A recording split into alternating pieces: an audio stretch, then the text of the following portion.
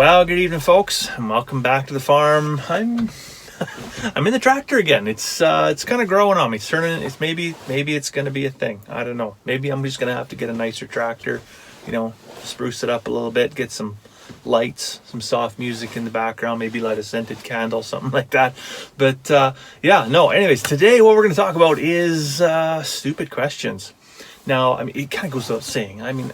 Surely I don't need to say this. There's no such thing as stupid questions, but there are stupid answers, and that's exactly what I'm going to get into. So recently on some of the homesteading and social media pages, I've noticed there's been a real trend towards unhelpful answers. Let's just call that unhelpful answers. And recently one lady had asked whether or not she could keep small kittens in her chicken house. Now, there's a couple reasons you might want to do that. Maybe it's adverse weather conditions. Maybe it's a rodent problem. But I'm going to answer that question, and then we'll get into what actually occurred on the internet. So, can you keep kittens in the chicken house? Well, you can. There are definitely cases where they've developed symbiotic relationships and it's worked well. But there's a lot more cases where, in fact, it hasn't gone well. And the reason being is because cats are a natural predator. Therefore, chickens recognize them as such. The chickens may, in turn, actually attack. If the kittens are really, really young, may, in turn, attack the kittens. If mama cat's in there, that, of course, is going to be, predatory stress.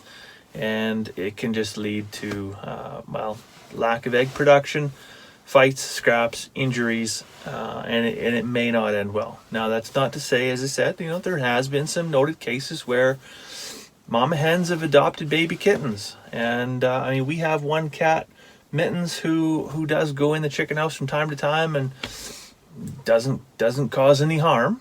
Let's just say that. I'm not going to say she lives in there, but she doesn't seem to cause any grief while she's there. But one of our tomcats, if he was to wander over that way, then it would definitely, the rooster would have to slide in there and be like, nah. So that's answering that question. Now, what happens on the internet is people make you out to be a fool.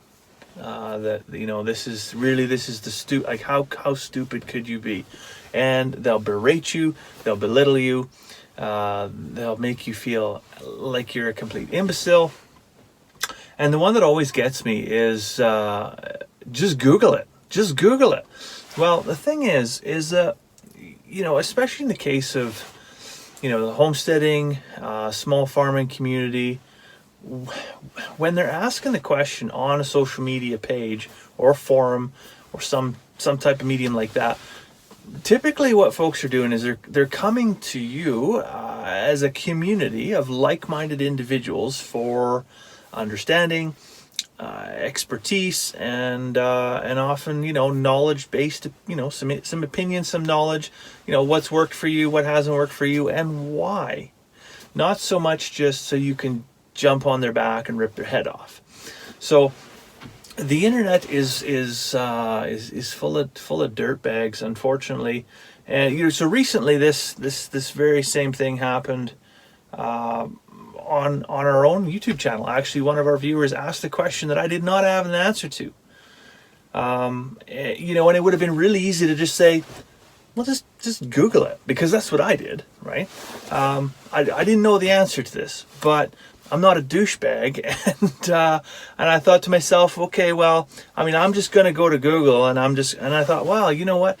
Based on my previous search history, the way Google works is that, based on your previous search history, they're going to give you results that are in line with that. They're aligned with that. And so I thought, okay, well, maybe if this person hasn't searched for this kind of thing before, or anything of that subject matter type, they're going to get different Google results than I will get if I search for them, despite the fact that you type in the same thing in the search bar. So just Google it is a BS answer that you really shouldn't give it to anybody. But I thought, okay, well, you know what? I'm genuinely curious about this. There's an opportunity here for me to educate myself. And once I have that knowledge, then to share it with the greater community that may not yet have that knowledge. And the context was this, is I did put out a video about preparedness and having a secondary heat source and a wood stove and how versatile it is. And so the lady had asked, well, okay, well, what are the rules in our area? And I didn't, like I said, I didn't know. So I went and looked it up, and I let her know, and I said, okay, I'm going to share the link on our Facebook page as well. And so I put the whole thing out there for everybody to see, and it was well received. And I think everybody was better for it at the end of the day. So I just want, if you're one of those folks that comes on to, whether it's our channel or our social media pages, or any of the social media, like the community-based social media pages around homesteading, prepping, small hobby farms, anything like that, small animals, don't hesitate to ask the questions. There's gonna be a few people out there, and if you're not sure who those people are, maybe take a look in the mirror. But there's gonna be some people that are just downright ignorant for the sake of being ignorant. They just don't know any better, and you just gotta wish those folks a nice day, and then look for the quiet ones in the crowd that just will answer your questions very concisely, or they'll send you a private message to take something offline. And there's a lot of people out there that are solution oriented and don't lose faith in community. There's a lot of really good people out there that will help you get the answers that you're looking for. So don't feel embarrassed to ask stupid questions, because there is no such thing. But as we just learned, there's an awful lot of stupid answers. Anyways, on that note, I do have to go make a cup of tea. Maybe a piece of Christmas cake is in order as well. So I hope you have a wonderful, fantastic evening, and we'll see you tomorrow.